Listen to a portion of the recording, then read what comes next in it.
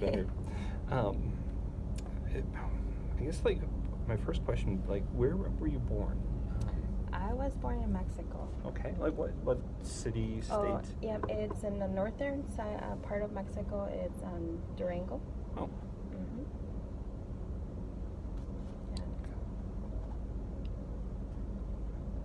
Yeah. How many people live in that town? Oh, not sure. But when I was there, it was a very small town. Okay. Now it became a city. Okay. Yeah, so there is more people coming and live there from around the place. Okay. Mm-hmm. Is it similar in size to like Menasha or Appleton or? We can say Menasha. Okay. Mm-hmm. But now that we go back, we don't know who lives there. Like before, you know, like, oh, this family, oh, that family. Now, you don't know them. They come from different places. What age did you come to the United States? I moved here when I was 11. Okay. We came. We came to California for 1 year. Okay. And then you moved to Wisconsin? Moved to Menasha, yeah. Okay. So what grade were you in? When I came in California, I was 7th grade, and when I came here, I went to 8th grade in Maplewood. Okay. And obviously you speak English, you speak Spanish. Any other languages that you speak? Okay. No. There's I don't know if we call it dialect, but in Mexico I don't know what it's called, but it's like an F language, like you put an F in between. Some people call it language, but I think it's just like. But I can communicate with my sisters easily. Okay. Yeah, and my cousins and people from that town, they learn that and we communicate. Okay, so like a regional dialect kind of a thing. Mm-hmm. Interesting. Is that specific to your town, or is that like more widespread? No, it's specific to my town, because if we go to a different place, they don't understand. Interesting. Yeah, but you know what though? One day in your class, there was a student like maybe 6 years ago, and they were speaking that, but in English. And I was in the back, and I was listening and understanding everything they were saying. And then when I went in and interact with them in the same, they were like, "Wait, Miss Bertha, you know that? Did you understand what we were saying?" Like, yeah. Interesting. And they told me that their grandma showed them. I don't recall the names, but yeah, that was funny. Really interesting. They were like, "Miss Bertha." So I don't call it language, but it's just like maybe a regional dialect. Okay, and it deals with the F sound, F sound. Mm-hmm. Could you give me an example? Yeah. For example, if you want to say my name, you will say Mafartafa. All right, Mafartafa. Like in every syllable, you put an F. Mafartafa. Okay. Mafartafa. Like if you want to say your name, you will say Eferific. Interesting. Eferific. And now that you say that, I remember some students that talked like that. Mm-hmm. Her name's escaping me. Delaney was her last name. I can't remember. There was a group of students that spoke like a code almost. In English? It was in English, but they put that syllable, like a sound in between all of their things. It always sounded like they were saying like ampadump, like that was kind of the sound of it. Was this back when I was in my old room? Yes. Up on the 3rd floor? Yes, on the 3rd floor. I think I know what you're talking about now. Yeah, there was a group of kids there, and they were talking, and I kept listening, and then all of a sudden I interact with them, and they were like, "Whoa!" Yeah. So Dana Delaney, that was the girl that I remember that spoke it. She's an African American girl that spoke it. Yes, I don't remember the name, but yeah, she was African American. Interesting. So. Do you speak like that?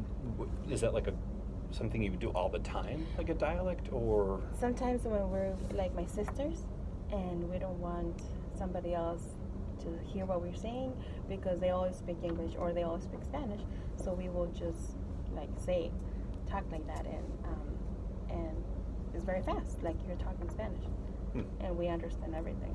Interesting. Very We interesting. couldn't even make jokes and with the F and so I don't know. What do you remember about Durango? Like when you grew up, like what are some things that come to mind when you think of being a young girl in Durango? I always think play outside, friends, cousins playing in the street, puddles. Just something that we don't do here. I don't like my kids don't have that opportunity. Just going around all the town and being home safe and everybody take care of each other and the food.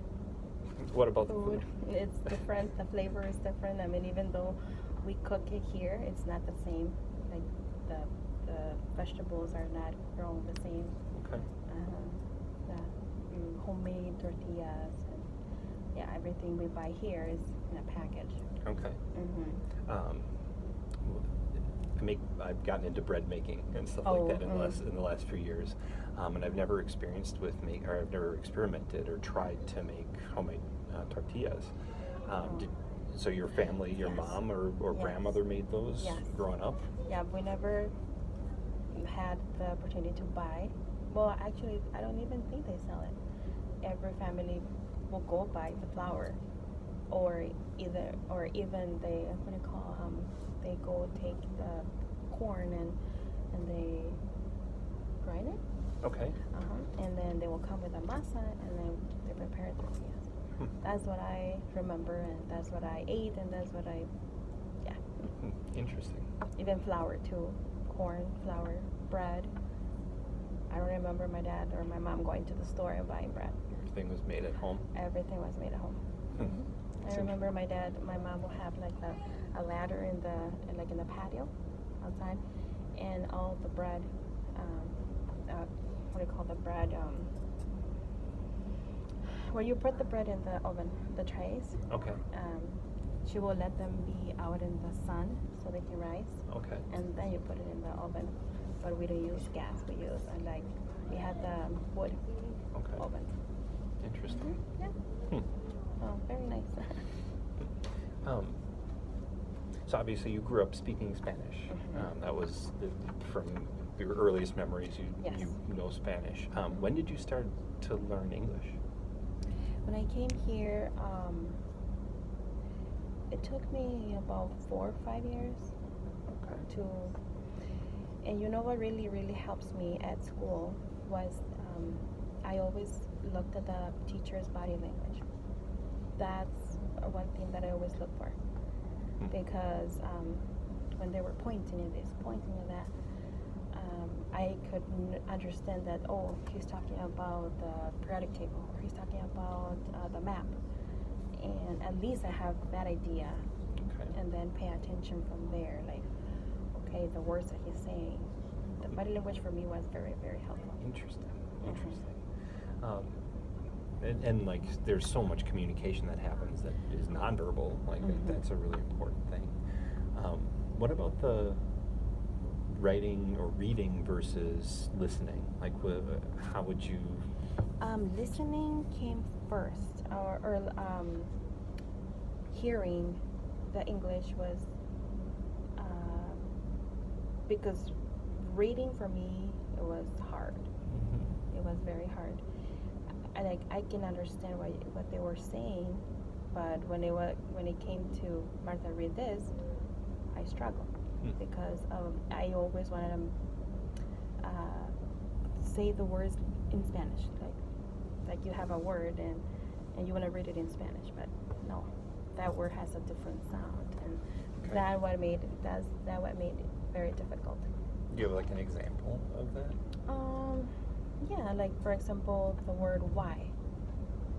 Like I remember when I read it, I want to say we, because in Spanish it's W-I or W-H-Y, but the H, we call it silent. So I always want to say we. And they're like, no, Martha, we is W-E. And that means a different thing. And in other many words that you like said nose, like you write it N-O-S, but you say nose. Okay. And I would want to say no sé. and no sé means I don't know. So that Okay. thing is all very. Interesting. Mm-hmm. I've heard you say your name a couple of times. Marta. Mhm. Marta, Mhm. right? But when you were like talking, like when a teacher would ask you to do something, you said Martha, like you had Yeah. that sound in there. Did that frustrate you, like No. being called Martha instead of Martha? No. Or no? No, not at all. Not because in Spanish you say Marta because we call it the silent H, but I know English and the English is the TH has a sound. Okay. So yeah, never Okay. bothered me. All right. I was just checking because and Now you always say I, it, Marta. I try. No, Try. yeah. But I think before I actually asked you one day, I always Yes. called you Martha, and like I don't know, like names are so important to somebody's identity. Like I Yeah. want to make sure I get that No, right. no, that's fine.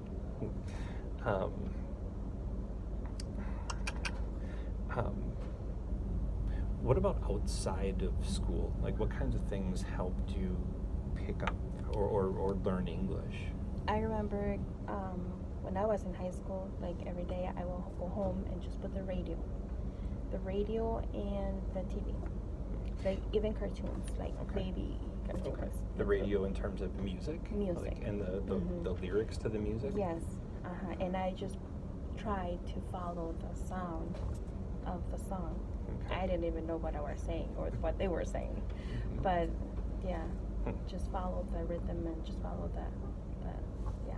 And then TV also very helped me very much because like back then was I don't remember the shows anymore.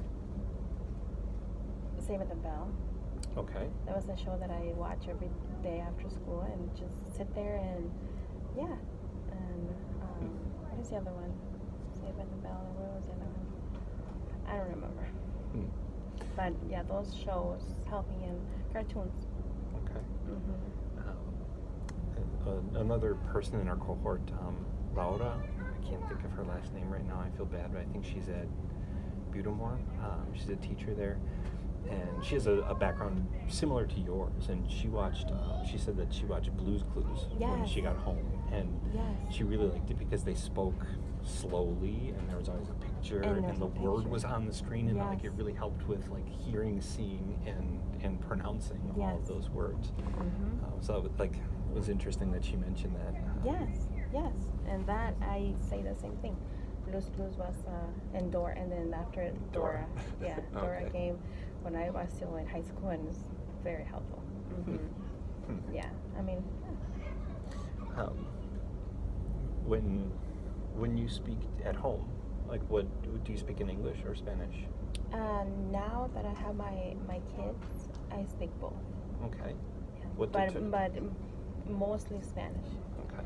I want them to be fluent in both, and I always think English they will get it at school or with their friends. Mhm. Spanish, I think I'm the only one, or we are as a parents, we're the only ones that will provide the Spanish fluently. And then my parents don't speak English, so. Okay. And at home, they speak Spanish. Okay. Like even with Aldo, he's 2, and everything I say is Spanish. Okay. Mm-hmm. Yeah. What about like if in social situations or maybe outside of the home? Like, do you switch between languages pretty easily, or like Yeah. how would you approach that? Well, with my parents, we gather at their house every Sunday, and I have, including my kids, my parents have 22 grandchildren, and we all gather there. My brothers, their wives, everybody. Every Sunday we gather, and then all my nephews and nieces, I mean, they were born here, so they all speak English and Spanish. But for them, more comfortable is English. So back and forth, we switch back and we don't even notice. But when my parents are there at the table or they're in the kitchen or they're there, we always speak Spanish. But when they're not there, more comfortable for them, English. And then I switch back and forth very easily. Okay. I was thinking the other day, to myself, I was like, oh, what? I think sometimes I think in Spanish, but sometimes I'm thinking in English. Like, it's natural. That came up in class the other day. People were talking about like how they think and process things, and the people who spoke more than one language, bilinguals, said like it bounces back and forth in their head. And somebody made the comment like when they had their first dream in Spanish. I think it was an English speaker that learned Spanish later on, but they said when they had their first dream in Spanish, that's when they realized like they were starting to get good at the language. Like they were mastering when they started dreaming in it. Have you had a dream in English? In English, yes. Okay. Yes. Interesting. And it's like I'm talking to somebody in English. So it's I'm so envious of that. And it sometimes I don't even understand like how, you know. And when I was in school, when I was a student, I was ELL, and when I was in that class, like it was hard, especially going to. And back then, we didn't have a lot of support like we have now. Oh no, everything was on tape, and a book and tape, and you put your headphones and you listen to the tape. You follow along with your book. That was it. We didn't have parapros. I think we only had two. One at the high school, one at Maplewood. Okay. And but he was busy all the time. And I don't know if you remember him. It was Pedro Briones. Older. Yeah. He passed. Yeah. He was my parapro. Okay. And then he would just monitor the class with 8 students and make sure that everybody is following the tape and the book. But when I was in regular classes, that made it very hard because I don't know. It was sometimes they will say jokes and it's like, why are they laughing? What are they saying? And then all of a sudden somebody gets up and go out and it's like, okay, what's going on? Oh, the first fire drill. That was scary. What is that sound? Why are they getting up? Why are we going outside? Those things you don't know. So just follow along. Yeah. How many other students when you were in high school, and in particular here in Menasha, how many other students did you have like the opportunity to speak Spanish with? Well, when I was in Maplewood, I was the first one. I only had one person to talk to, and that person was Miss Nagel. Okay. She offered me. When I came in, she came to the office. She welcomed me, and she said, "Martha, if you need anything, come down to the basement. This is my classroom." I was there every day. She will come with me, and we'll take the food for lunch, and we will go downstairs. She will do her stuff, and I'll just sit there, eat my lunch. And then the bell rang, and I went and put my tray back, and next class. But if I ever had a question, I will always go with her. Okay. And then, like in the middle of the year, I was in English class with Mrs. Sandlin, and somebody knocked on the door, and it was a counselor. And then I hear my name. I was like, okay, what's going on? Why are they saying my name? I was nervous. I didn't know what happened. So that's when the teacher said, "Martha, come." So I got up, I went into the door, and there was 2 Hispanic girls out in the hallway with a counselor. They just moved from Michoacan, Mexico. So I was like, oh, I was very happy. I was like, oh, yes, at least 2 more people to talk to. And so they say, you're gonna show them around. They put them in with my same schedule.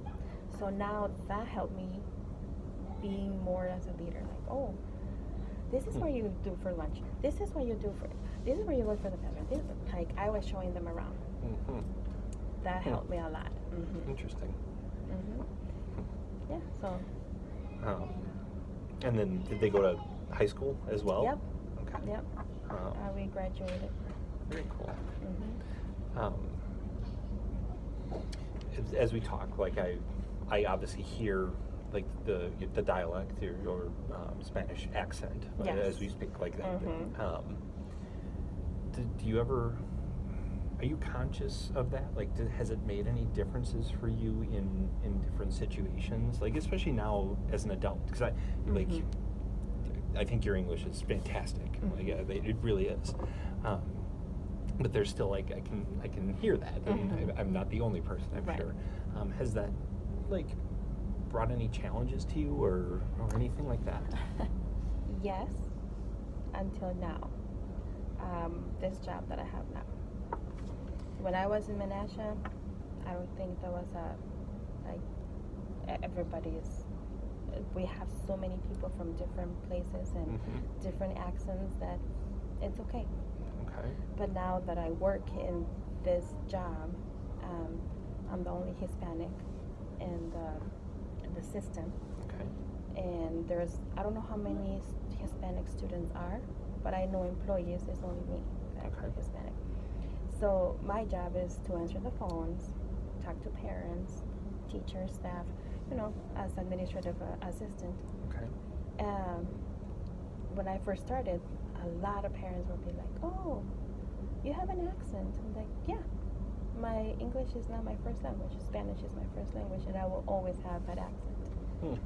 Just like somebody else learns Spanish, they will have their accent. And, Sure. I mean, Or even within, like, if somebody's from the southern United States, Yeah. like that transfers with them. So Yes. it's even the same language, you still carry right. that with you. Yeah, but a lot of times, and one teacher will be like, every single day she'll come to the office and she'll say, "I just love your accent. It's just so feminine." I was like, "Oh, how?" Yeah. Hmm. So, yeah, they focus a lot on my accent. Okay. Like, do they focus on it as an asset, like as something extra you bring to Something the school? different that they were not used to. Okay. Yeah, something different that they were not used to. And at first I was like, "Oh, is this okay? Is this bad? Or is this?" But then later on, I was learning, like, oh, it's just something different, something that they were never, I think, exposed to. But now, yeah. When I have to call the intercom, first time I was like my accent, and there's teachers that are not very welcoming. And I was like, "Okay, Martha, I mean, this is you. This is you. Nothing can change. I mean, I can try to improve my accent, but I mean, English is not my first language." Sure. Yeah. And don't ever try. No, so it's like, this is me. Yeah. Well, Yeah. that's that's really nice to hear that. Like, when you say this is you, like, you own that and it's part of you. Like, that's really nice to hear. So. Yeah. So. Cool. I'm